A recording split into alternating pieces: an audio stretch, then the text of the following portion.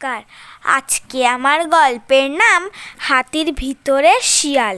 লিখেছেন উপেন্দ্রকিশোর রায়চৌধুরী। রাজার যে হাতিটা তার আর সকল হাতির চেয়ে ভালো আর বড় আর দেখতে সুন্দর, সেইটে তার পাটহস্তী। সেই হাতিতে চড়ে রাজামশাই চলাফেরা করেন আর তাকে খুব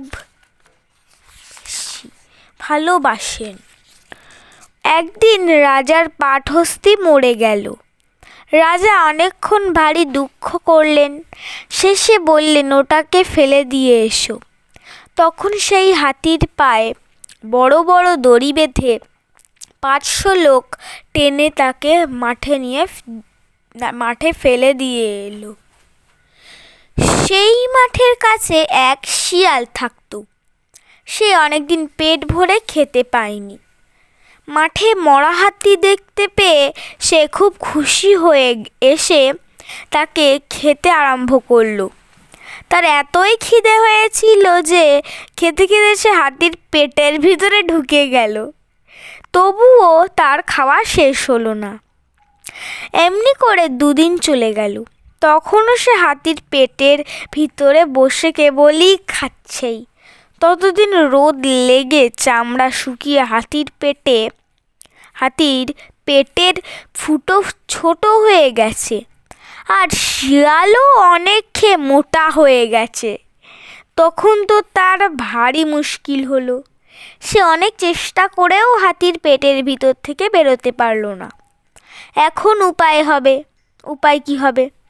এমন সময় 3 জন চাষি সেখান দিয়ে যাচ্ছিল। তাদের দেখতে পেয়েই শিয়ালের মাথায় এক ফন্দি জোগালো। সে হাতির পেটের ভিতর থেকে তাদের ডেকে বলল, ওহে ভাই সকল, তোমরা রাজার কাছে একটা খবর দিতে পারবে? আমার পেটে যদি 50 কলসি ঘি মাখানো হয় তবে আমি উঠে দাঁড়াবো। চাষিরা তাতে ভারী আশ্চর্য হয়ে বলল, শোনো, হাতি কি বলছে, চলো আমরা রাজামশাইকে খবর দিই গে। তারা তখনই রাজার কাছে ছুটে গিয়ে বলল, রাজামশাই, আপনার সেই মরা হাতি বলছে যে তার পেটে 50 কলসি ঘি মাখালে সে আবার উঠে দাঁড়াবে। শিগগির 50 কলসি ঘি পাঠিয়ে দিন। কথায় রাজামশাই যে কি খুশি হলেন কি আর বলবো। তিনি বললেন, আমার হাতি যদি বাঁচে 50 কলসি ঘি আর কত বড় একটা কথা, 1000 কলসি ঘি নিয়ে তার পেটে মাখাবো। তক্ষুনি 1000 কলসি ঘি নিয়ে মাঠে উপস্থিত করলো। 2000 লোক মিলে সেই ঘি হাতির পেটে মাখাতে লাগলো। 7 দিন খালি আনো ঘি ঢালো ঘি ছাড়া সেখানে আর কোনো কথাই শোনা গেল না। 7 দিনের পরে শিয়াল দেখলো যে হাতির চামড়াও ঢের নরম হয়েছে, পেটের ফুটো ঢের বড় হয়েছে। এখন সে ইচ্ছে করলেই বেরিয়ে আসতে পারে।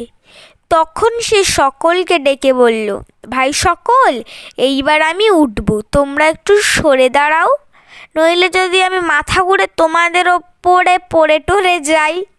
তখন ভারী একটা গোলমাল হলো। যে যাকে সামনে পাচ্ছে তাকেই ধাক্কা মেরে বলছে, আরে বেটা শিগগির সর, হাতি উঠছে, ঘাড়ে পড়বে। কথা শুনে কি কেউ আর সেখানে দাঁড়ায়? ঘিটি সব ফেলে তারা পালাতে লাগলো। একবার চেয়েও দেখলো না হাতি উঠেছে কি পড়েই আছে। তাদেরকে শিয়াল ভাবলো, এই বেলা পালাই। তখন সে তাড়াতাড়ি হাতির পেটের ভিতর থেকে বেরিয়ে ছুট। নমস্কার। Please like, share and subscribe my channel.